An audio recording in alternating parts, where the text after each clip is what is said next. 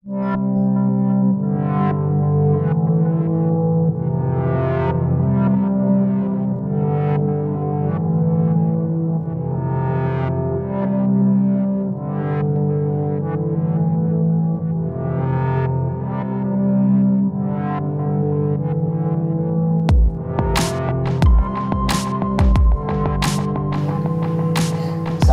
warahmatullahi wabarakatuh. Kembali lagi bersama saya Iksan Angkat di Unboxing Caleg di Sidikalang TV. Jadi teman kita diskusi kali ini ada seorang pengusaha muda yang terjun ke dunia politik. Ada Bang apa? Santo Pohan dari Gerindra. Oke Bang. Jadi Abang bisa perkenalkan diri dulu, nama, alamat, kemudian dapil berapa Bang? Nomor berapa di Partai Gerindra? Assalamualaikum warahmatullahi wabarakatuh. Salam sejahtera bagi kita semua. Jua-jua, horas, mejua-jua. Perkenalkan, nama saya Santo Haryudin Puan SPD. Saya tinggal di Pasar Lama, Jalan Enau. Saya calon legislatif dari Partai Gerindra nomor urut 5. Dan saya berada di Dapil 1, yaitu Parbuluan, Setinjo, Sidikalang, dan Sempak Nempuhulu. Ya, terima kasih. Jadi itulah perkenalan, bagian dari perkenalan Abang kan gitu. Jadi artinya Abang pastinya punya visi dan misi, punya tujuan. Apalah kira-kira visi dan misi dan tujuan Abang ketika Abang duduk menjadi anggota Dewan Perwakilan Rakyat Kabupaten Deli? Kalau visi misi saya yaitu tentang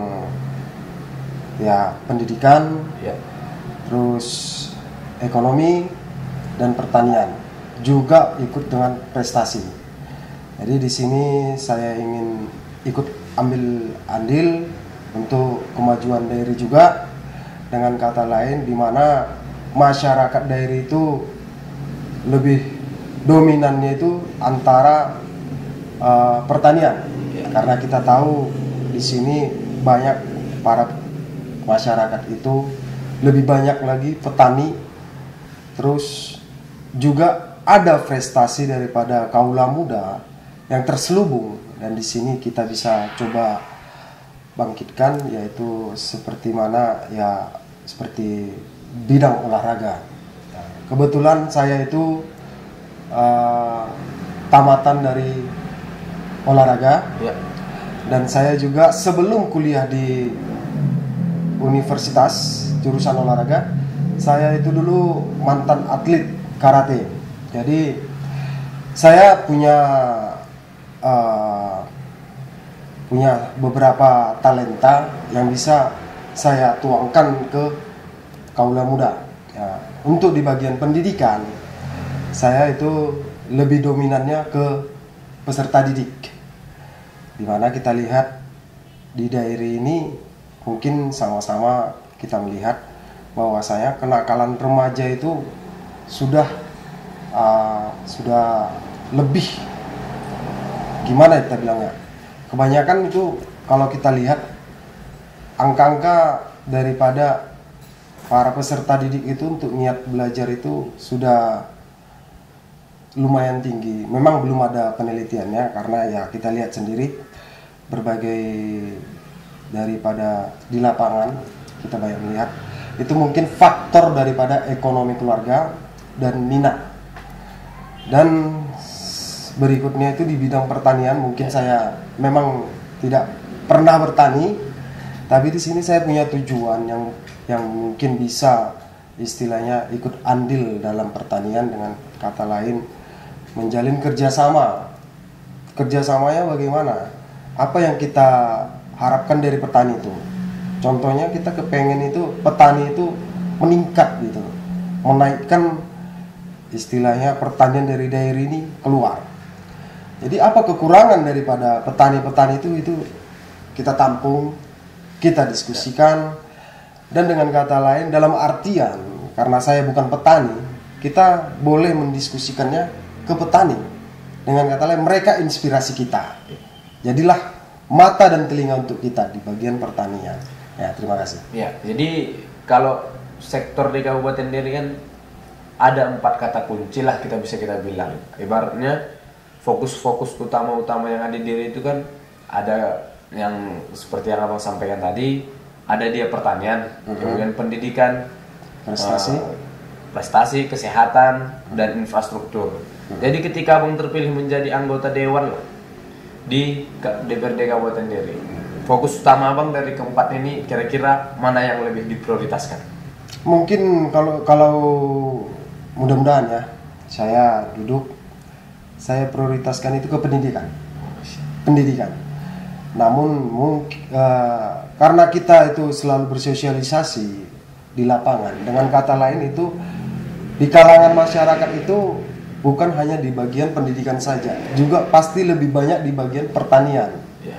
Ya, dengan kata lain, kalaupun contohnya saya fokusnya di dunia pendidikan, saya juga bisa berupaya untuk istilahnya menampung daripada aspirasi-aspirasi masyarakat yang di pertanian. Jadi terkait dengan bidang kesehatan lah di contohnya kan Bang. Kemarin kan ada suatu insiden-insiden yang terjadi di rumah sakit. Jadi gimana pendapat abang tentang insiden-insiden yang terjadi selama ini di rumah sakit itu?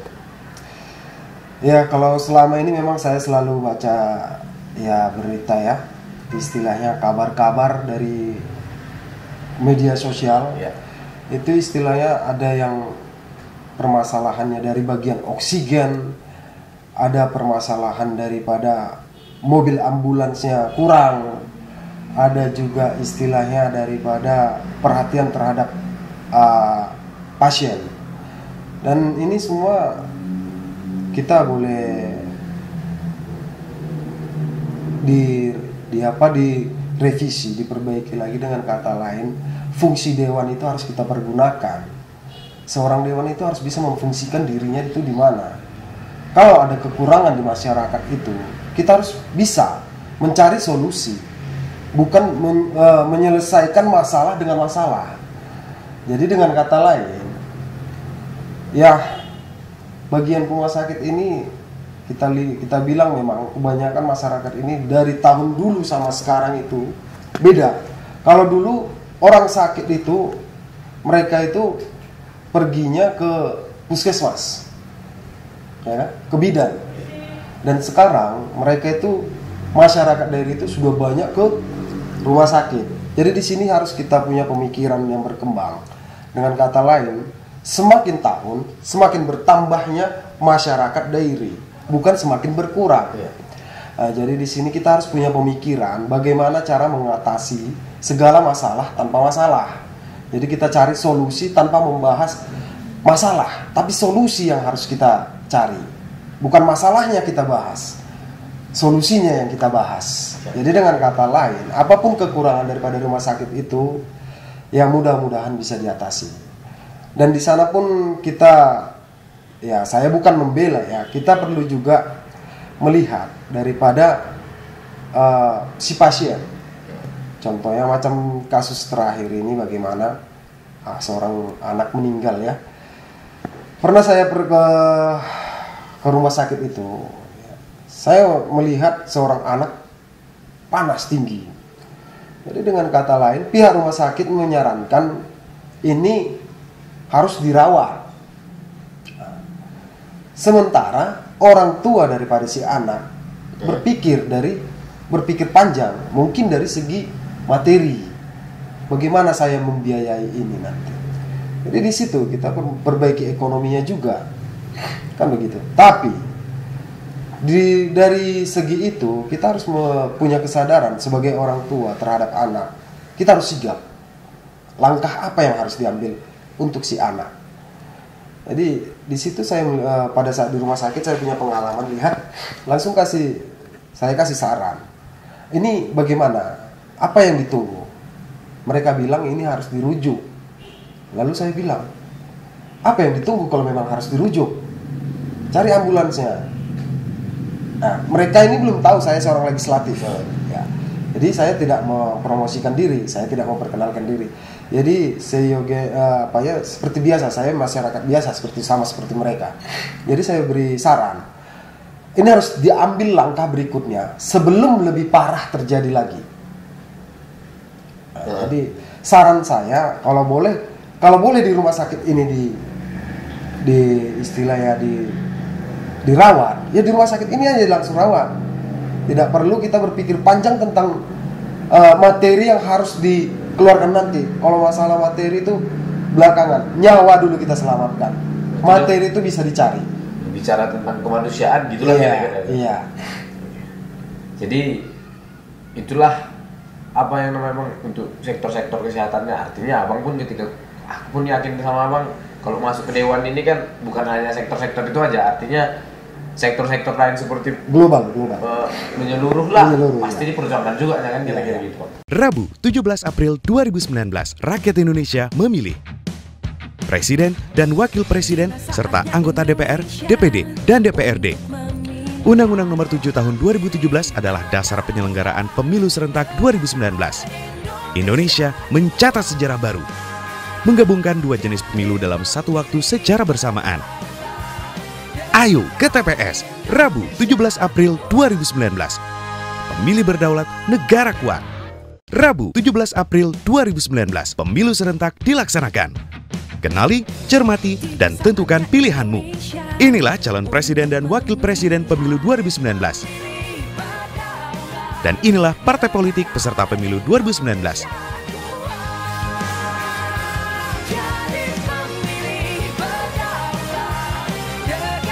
Ayo ke TPS, Rabu 17 April 2019. Pemilih berdaulat, negara kuat. Semoga takkan pernah berhenti. Canda pagi, canda hari, damai terus panjang hari. Rabu 17 April 2019, pemilu serentak dilaksanakan. Di dalam tempat pemungutan suara atau TPS, kita akan diberikan 5 surat suara untuk dicoblos. Surat suara warna hijau untuk memilih DPRD Kabupaten Kota. Surat suara warna biru untuk memilih DPRD Provinsi. Surat suara warna merah memilih DPD RI. Surat suara warna kuning untuk memilih DPR RI. Surat suara warna abu untuk memilih Presiden dan Wakil Presiden. Ayo ke TPS, Rabu 17 April 2019. Pemilih berdaulat, negara kuat.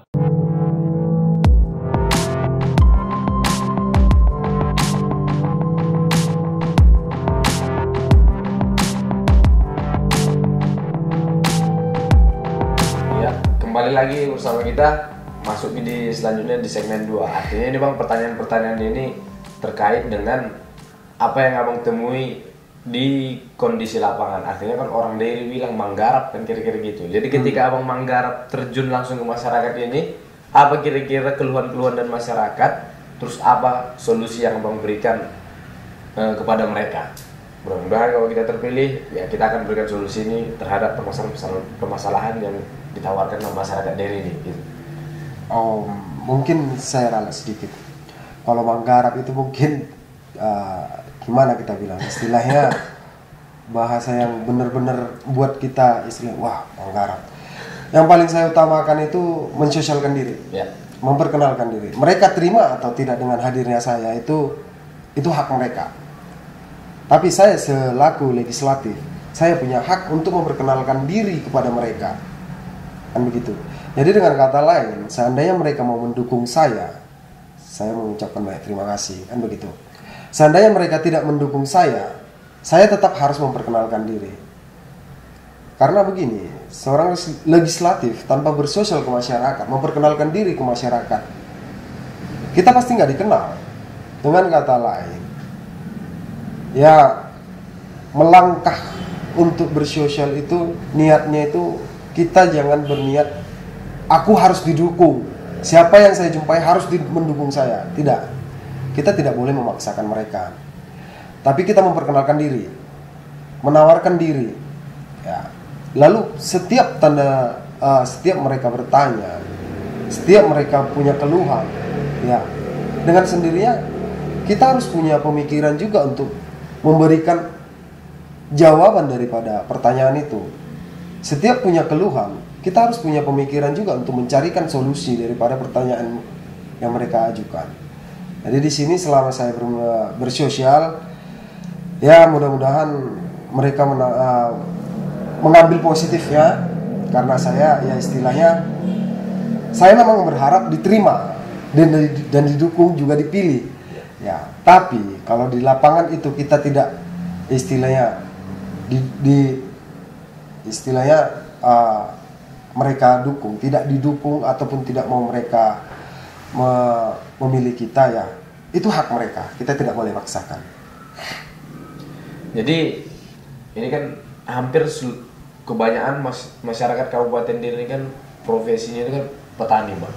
Ya. Nah, jadi gimana kira-kira solusi Abang untuk meningkatkan derajat petani-petani kopi yang ada di Sidikalang ini? Kalau derajat kopi sebenarnya Dairi ini kalau di luaran sudah dikenal ya. Jadi dengan kata lain itu ada beberapa pabrikan lama yang sudah dikenal di luar daripada Dairi dan mungkin pun sudah masuk ke luar negeri. Ya, itu mungkin kita tahu sendiri ya. Itu bagian yang perusahaan yang mana.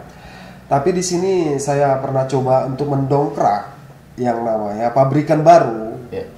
Pabrikan baru, dan mungkin pada saat itu ya kita pengennya itu menguploadkannya keluar negeri juga, keluar daerah juga. Nah, jadi mungkin di sini kita harus punya segala ide-ide cara pemasarannya bagaimana, dan itu tergantung daripada racikan ya, racikan daripada pabrikan. Kalau racikannya diterima di luar sana pasti jalan. Jadi dengan kata lain kita harus punya ide bagaimana cara memasarkan ini. Jadi di sini untuk pertanian kopi, para petani itu ya kita harapkanlah para petani kopi itu tetap kopi Dairi itu diperjuangkan. Ya. Jangan nanti musim ini tebang, musim ini ganti, musim ini ganti, tidak. Karena sudah khas daripada Dairi itu kopi. Jadi mari kita naikkan kopi itu bersama-sama, baik di luar kota maupun di luar negeri, dan mungkin ya pemerintah ataupun yang lainnya sudah mengupload itu keluar, ya mudah-mudahan pabrikan yang kecil-kecil juga kita naikkan. Itu kita upayakan. Jadi kalau menurut Abang lah kira-kira masyarakat Dairi ini dalam menentukan pilihannya kira-kira udah cerdas nggak?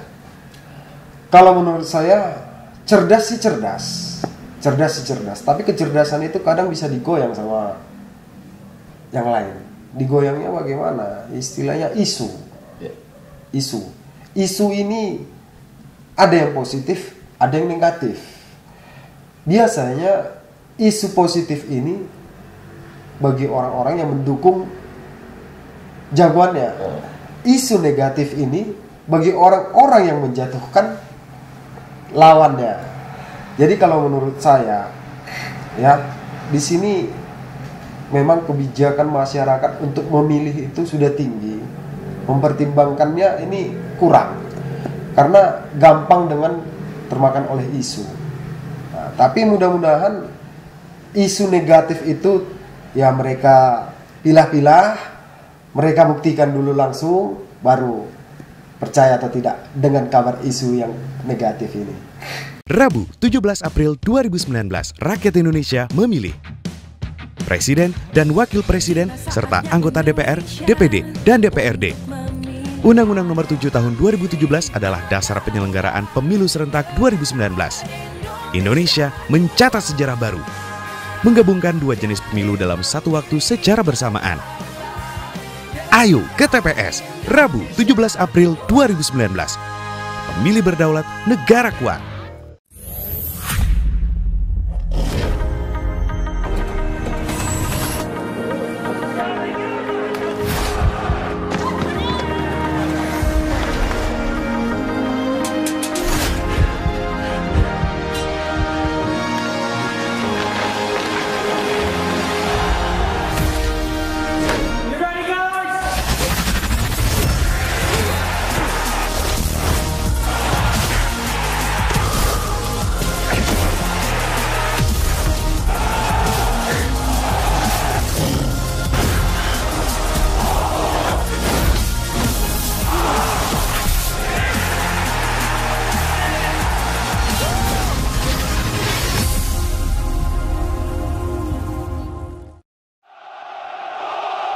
Rabu 17 April 2019 pemilu serentak dilaksanakan.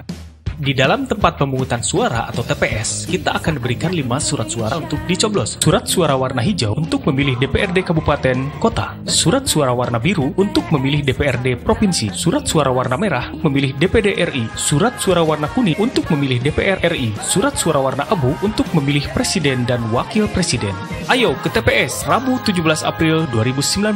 Pemilih berdaulat, negara kuat. Rabu 17 April 2019, pemilu serentak dilaksanakan. Kenali, cermati, dan tentukan pilihanmu. Inilah calon presiden dan wakil presiden pemilu 2019. Dan inilah partai politik peserta pemilu 2019.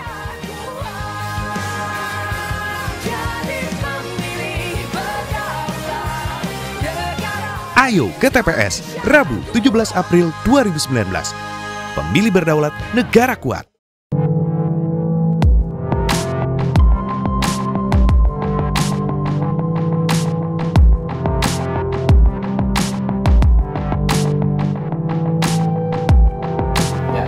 Lagi bersama kita ini di segmen yang terakhir Bang. Ini pertanyaan-pertanyaan yang kita rangkum daripada netizen-netizen lah yang berkomentar di media-media sosial yang udah kita share tentang player-player. Jadi langsung aja ke pertanyaannya Bang, jika Abang terpilih, apakah Abang tetap konsisten memperjuangkan apa yang Abang sosialisasikan ketika menjadi calon legislatif dan ketika menjadi duduk di anggota dewan? Oke, terima kasih pertanyaannya. Jadi begini, selama bersosialisasi itu saya tidak punya janji, tapi saya punya cita-cita. Cita-cita itu, kalau menurut saya itu cita-cita itu lebih tinggi derajatnya ketimbang janji. Menurut saya janji itu adalah utang. Kalau cita-cita itu tidak utang, tapi cita-cita itu adalah suatu impian yang pengharapan yang tinggi. Itulah salah satu istilahnya, salah satu mendongkrak bahwa saya terjun ke sini. Saya punya cita-cita untuk masyarakat Dairi. Bagaimana dengan kondisi Dairi? Bagaimana dengan masyarakatnya? Jadi saya punya cita-cita untuk masyarakat Dairi dan tidak punya janji untuk masyarakat Dairi. Jadi dengan kata lain, cita-cita saya untuk masyarakat Dairi ini tinggi. Yang mudah-mudahan kalau saya duduk nanti, ya insya Allah segala apa yang saya cita-citakan untuk masyarakat ini insya Allah terpenuhi dan mampu saya aplikasikan. Ya. Jadi yang pertanyaan itu, apakah Abang lebih mementingkan kepentingan rakyat dibanding kepentingan partai? Abang lebih pilih mana? Oke, terima kasih. Kalau mementingkan partai dan masyarakat, itu menurut saya begini penilaiannya. Partai itu bagian dari masyarakat juga. Ini salah satu tempat di mana kita istilahnya, ya seperti saya dari Gerindra mencalonkan diri. Jadi dengan kata lain, bagian dari masyarakat ini, seperti partai ini adalah bagian dari masyarakat. Jadi dengan kata lain, tujuan partai ini untuk masyarakat. Jadi yang paling utama itu yang dijalankan itu ke masyarakatnya. Jadi partai ini tempat kita istilahnya mencari suatu kita bilanglah prestasi, ya istilahnya prestasi ataupun suatu langkah untuk menuju ke calon legislatif, ya. Jadi dengan kata lain, partai ini semuanya untuk masyarakat, kan begitu. Jadi kepentingan masyarakat dan kepentingan partai itu sama. Dengan kata lain, karena bagian partai ini adalah bagian dari masyarakat. Partai ini bagian dari mana? Bukan bagian dari pejabat aja, bukan dari dewan saja, bukan. Ini bagian dari masyarakat, partai. Jadi dengan kata lain itu semuanya terkhusus untuk masyarakat. Jadi pertanyaan selanjutnya nih Bang, bagaimana tanggapan Abang tentang TTR yang berkembang di masyarakat dari Toguro? Kalau semula ya, ini kita nggak usah munafik lah ya. Di lapangan langsung ini saya transparan. Langkah saya awalnya itu saya tidak pernah menyebutkan nama uang. Langkah saya yang pertama, tapi saya memperkenalkan diri, sosialisasikan diri. Saya tidak mau menyebutkan nama uang untuk istilahnya datang ke TPS. Ya. Tapi semakin lama mereka mau berbicara tentang duit. Ini masyarakat ini pemikirannya sudah digoyang oleh duit. Jadi awalnya saya tidak setuju dengan namanya TTR ini ya. Karena menurut saya itu pengrusak pikiran. Saya ada pertanyaan dari masyarakat gitu. Jadi kalau seandainya nanti di pemilihan nanti, kamu berani berapa siram? Oh, maaf Pak. Saya tidak berani menjengkali Anda dengan uang untuk datang ke TPS dan memilih saya. Saya mohon maaf. Kenapa? Saya tidak berani menjengkali Bapak. Karena menurut saya, selagi kita punya niat untuk bekerja, pasti kita punya dapat penghasilan. Contoh hal kecil, ya, hal kecil itu tukang botol aja ngumpulin botol aqua, mereka bisa dapat penghasilan. Satu hari itu paling sedikit 50.000. Ya. Jadi dengan kata lain, saya mohon maaf, saya tidak berani menjengkali Bapak. Saya bilang demikian. Tapi lambat laun semakin mendalam saya menjalani ke lapangan. Ini banyak ini yang namanya TTR itu sudah hebat lah kita bilang ya, pengrusak pemikiran masyarakat. Jadi dengan kata lain, ajaran-ajaran seperti ini perlu kita kaji ya. Dan ini pun jadi bahan pertimbangan bagi saya. Saya punya cita-cita untuk masyarakat, tapi masyarakatnya kepengennya begini. Apa yang harus saya perbuat? Jadi saya sosialisasi itu membuat istilahnya, wah ini udah luar biasa nih, merusak pikiran masyarakat dengan duit.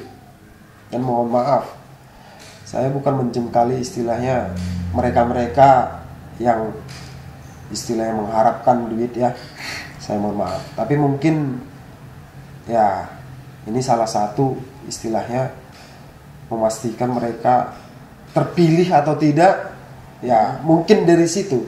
Kalau terpilih ya mungkin ya apa langkah berikutnya sesudah dia mengeluarkan duit. Kalau tidak terpilih, apa yang terjadi di lapangan nanti?